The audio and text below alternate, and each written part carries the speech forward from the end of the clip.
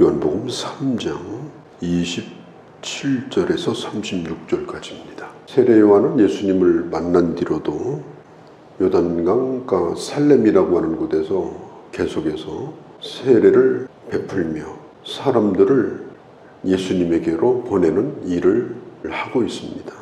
이때까지는 세례 요한이 아직도 감옥에 들어가기 전이었습니다. 그런데 그때에 예수님이 다른 곳에서 세례를 주는 일을 하고 있었습니다. 그때 세례 요한의 제자가 자기 스승에게 와서 예수님이 세례를 주는 것에 대하여 질문을 던지게 됩니다. 예수님의 세례에 대하여 아마도 문제를 삼으려고 하는 그런 의도가 있는 것 같습니다. 아직도 요한을 따르는 사람들이 많고 아직도 요한의 제자들도 적지 않습니다. 요한은 예수님보다 먼저 일을 시작한 사람입니다. 예수님을 소개한 사람도 요한이고 예수님에게 세례를 준 사람도 요한이고 또 아직도 세례를 주고 있고 요한의 영향력은 아직도 여전히 있습니다. 그런데 이제는 양쪽에서 세례를 주는 일이 생긴 거예요. 이럴 때 요한을 따르던 사람들, 요한의 제자들, 심지어 세례 요한까지도 어떻게 보면 좀 기분이 약간 좀 묘해질 수 있는 그런 상황입니다. 그 제자들의 질문에 대하여 요한이 대답하여 이르되 27절 하늘에서 주신 바가 아니면 사람이 아무것도 받을 수 없느니라. 이게 무슨 뜻인가 하면 사람들이 예수님에게 몰려가는 것, 나를 따르던 사람들이 예수님에게 가는 것, 심지어 세례 요한의 제자들까지 빠져나가는 것, 이것은 세례 요한의 양을 훔쳐가는 것이 아니고 하나님께서 예수님에게 보내시는 거다. 이 말 한마디가 이 요한이 얼마나 지혜로운 사람이고 성령의 사람인가를 알 수가 있어요. 요한은 자기 제자들에게 다시 한번 확인을 시킵니다. 내가 누구인가 분명히 알고 있어라. 나는 보냄받은 사람이다. 누가 보냈느냐? 그분이 오시는 길을 준비하라고 길을 여는 자로 보냄받은 자다. 자기가 누구인가를 아는 건 대단히 중요한 겁니다. 자기 주제를 파악하고 사는 게 얼마나 중요한지 몰라요. 이걸 모르고 살면 이건 그야말로 하나님 앞에서 사람 앞에서도 보기가 흉한 사람이 되는 거예요. 세례 요한은 그 주변 환경이 아주 이상하게 돌아가고 또 주변에 있는 사람들이 자꾸 와서 이상한 얘기를 자꾸 할 때 거기에 휘둘리지 아니하고 자기가 누군가를 분명히 알고 있는 것, 참 얼마나 보기에 귀한 일입니까? 이게 중요한 거예요. 로마서 12장 3절에 보면 내게 주신 은혜로 말미암아 마땅히 생각할 것, 그 생각 이상의 생각을 품지 말라. 하나님이 나눠주신 분량대로 생각하라. 하나님께서는 각 사람에게 다 분량을 주셨어요. 그것으로 충분합니다. 그런데 누군가가 자꾸 나를 부추겨주고 나를 자꾸 높여주고 그러면서 나를 자꾸 따라다니고 그렇게 하게 될 때 이게 잘못하면 이건 큰 시험이 들 수가 있는 거예요. 그 가질 생각 이상의 생각을 품지 않는 것, 자기가 누구인가를 분명히 아는 것, 이게 중요하다. 이런 면에서 세례 요한은 생각이 아주 분명했습니다. 하나님의 어린 양을 보라 이렇게 하니까 자기를 따르던 제자 두 사람이 예수님에게 갔어요.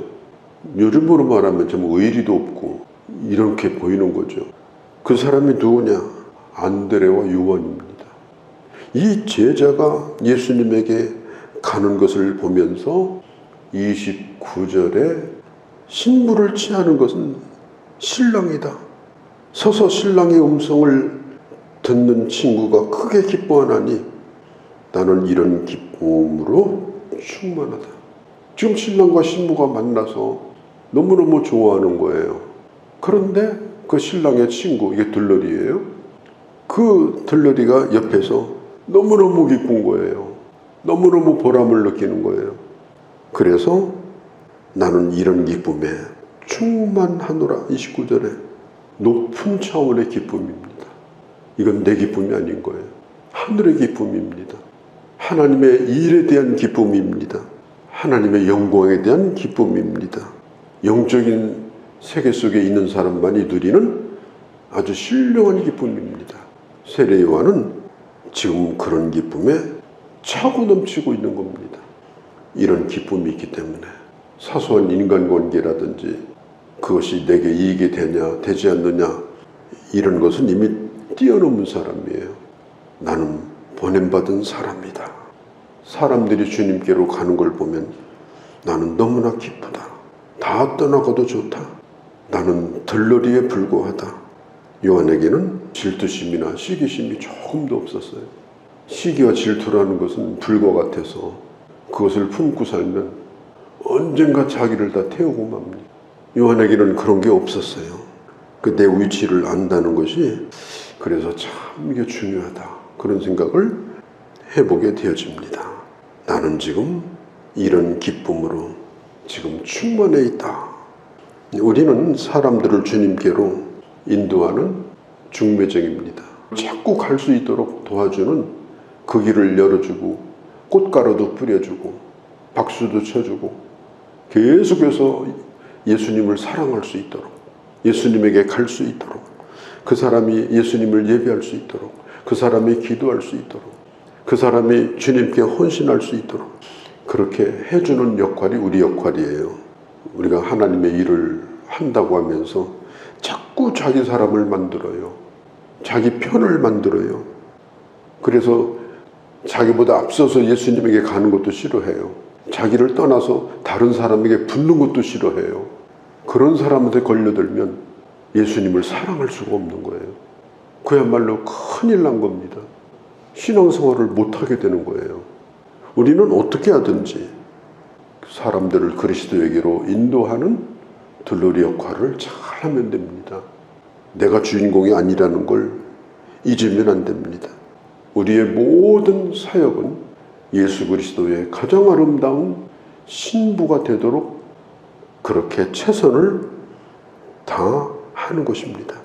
그분께 안내해 주는 것까지가 내가 서야 될 사역의 위치인 것입니다.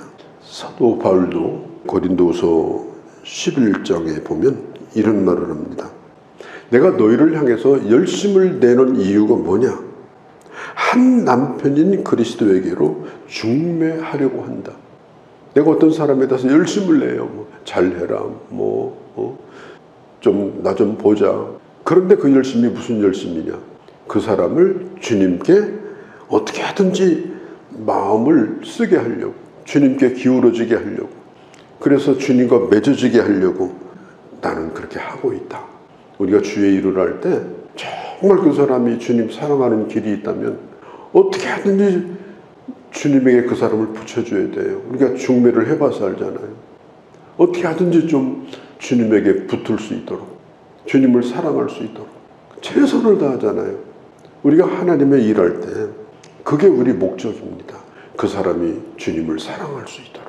그래서 주님에 대해서 좋게 얘기하고, 그래서 늘 주님을 말하고, 그 사람의 주님을 생각할 수 있도록 덜 도와주고, 그렇게 해서 주님을 만나가지고 주님 안에서 살아가는 걸 볼 때 내가 뒤에 서서 물러서서 보람을 느끼고 내 안에 하나님의 놀라운 그 기쁨을 체험하고 있는 것, 그게 바로 세례 요한이 누렸던 기쁨이요 우리가 누려야 될 기쁨이다 라고 하는 것입니다.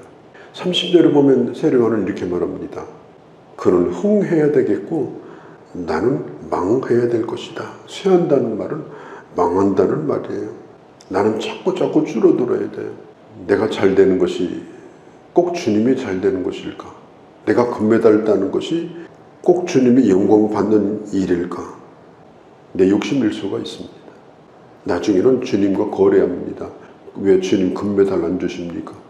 결국은 자기를 위해서 그렇게 한 거예요. 주님 영광은 그는 빌어다 쓴 거고.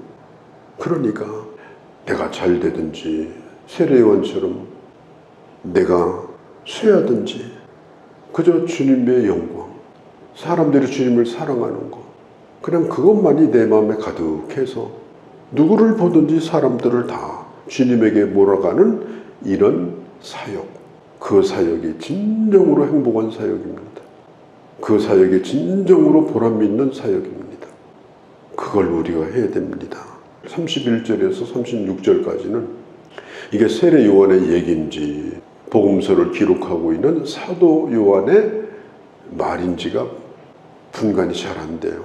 일단은 세례 요한의 이야기라고 저는 생각을 합니다. 자, 지금 뭐라고 얘기를 하느냐? 하늘에 대하여 가장 잘 아는 자가 누구냐는 거예요. 하늘로부터 오신 분이 아니냐? 맞는 말이죠. 땅에서 하늘에 대한 얘기를 들은 사람하고 하늘에서 직접 있었던 사람하고 누가 더 잘 알겠어요? 하늘에 계셨던 분의 증언이 믿을만 하다는 것입니다. 예수님은 어떤 분이냐? 하늘에서 오신 분입니다. 하늘에서 보냄을 받은 분이십니다. 하늘에 속한 일을 알고자 하면 누구 말을 들어야 되느냐? 예수님 말씀을 들어야 돼요. 예수님은 천국도 잘 아시고 예수님은 지옥도 잘 아시는 분입니다. 오늘 성경이 그걸 말하죠. 35절에 하나님께서 아들을 사랑하사 만물을 다 그에게 주셨으니 예수님은 모든 걸 다 아셔요. 그래서 천국에 대한 얘기도 참이고요. 지옥에 대한 얘기도 참이에요. 하늘에 속한 것 가운데 우리에게 중요한 게 뭐예요? 우리가 구원받는 거예요. 우리가 영생을 얻는 것입니다. 그러려면 누구 말을 들어야 돼요?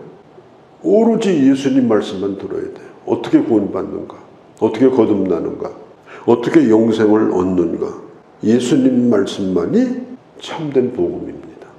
반대로 36절에 있는 것처럼 예수님 말씀을 따르지 않으면 하늘의 뜻을 거스리는 겁니다. 그래서 하나님의 진노가 그 머리 위에 머물러 있는 것입니다. 성부 하나님께서 예수님에게 한량없는 성령을 부어주셨습니다. 한량없는이라는 말과 어느 정도라는 말과는 전혀 달라요. 어느 정도가 아니에요. 구약의 선지자들, 심지어 세례 요한도 다 어느 정도 성령의 감동을 받은 사람이에요. 그런데 예수님은 어떤 분이냐? 한량없는 성령의 감동을 받으신 분입니다. 34절 하나님이 성령을 한량없이 주셔서 예수님이 하시는 증언은 참된 증언이 되게 하셨다. 그래서 예수님의 말씀을 들으면 예수님과 관계를 갖게 되면 어떻게 되느냐? 예수님을 보내신 하나님과 관계가 맺어진다. 하나님의 인친자가 되어진다. 하나님의 아들 예수님을 믿는 자는 영생을 얻고 믿지 않는 자는 하나님의 진노를 받게 되어진다. 구원과 생명, 멸망에 대한 그 비밀이 예수님 말씀 앞에서 결정이 됩니다. 그 말씀을 믿는가 믿지 않는가, 그를 따르는가 따르지 않는가. 예수님을 믿어서 영생의 길이 있고 예수님을 받아들이지 아니함으로 불행하게도 진노에 놓이게 될 수 있다. 예수님은 하나님의 모든 뜻을 아시고 특별히 천국에 대해서 아시고 천국에 갈 수 있는 길을 아시는 분이에요. 그래서 우리는 무조건 예수님의 말씀을 들어야 됩니다. 그거 말고 다른 길이 없어요. 아예 없어요. 인간의 잘난 것, 지혜, 철학 전부 다 헛겁니다. 오로지 예수님 말씀을 들어야 구원을 받고 영생을 얻고 주님이 다시 가실 천국에 우리가 가게 되는 것이다. 내가 누구인가를 안다는 게 참 중요합니다. 나는 둘러립니다. 그 사람을 예수님에게 맺어주는 거예요. 점점 그 사람이 더 주님을 사랑하고 나중에는 나보다도 주님을 더 사랑하고 나를 앞서가는 것처럼 느낄지라도 끝까지 기뻐하고 내가 누구인가를 잊지 않고 사는 것, 이게 정말 복된 사람이고요. 복된 사역을 하는 거예요. 이렇게 할 때 하나님의 일이 행복한 겁니다. 내가 금메달 따야 행복한 것이 아니에요. 주님의 일이 잘 될 때 행복해지는 거예요. 예수 그리스도는 영생과 구원에 대한 유일한 증언자고 그분 말만 믿으면 반드시 구원받는다. 우리는 이 사실을 알고 이 말씀을 붙들고 또 이 말씀을 전하며 살아가는 주님의 자녀들이 되어주시기를 바랍니다. 거룩하신 우리 아버지, 세례 요한, 이것이 우리의 모습이 되게 하시고 하나님께서 예수 그리스도를 통해서 우리에게 들려준 이 참 복음, 하늘의 증언을 믿는 자는 하나님이 참되시다고 인정해 주시고 하늘의 백성이요 하나님의 자녀로 아버지 인정해 주시는 이 놀라운 복을 받게 하심을 감사하고 이 확신 가운데서 저희들 믿음 위에 굳게 서고 또한 이 복음을 증거하며 주님으로 말미암아 기뻐하며 사는 저희가 되게 하여 주시옵소서. 우리 주 예수님의 이름으로 기도하옵나이다. 아멘.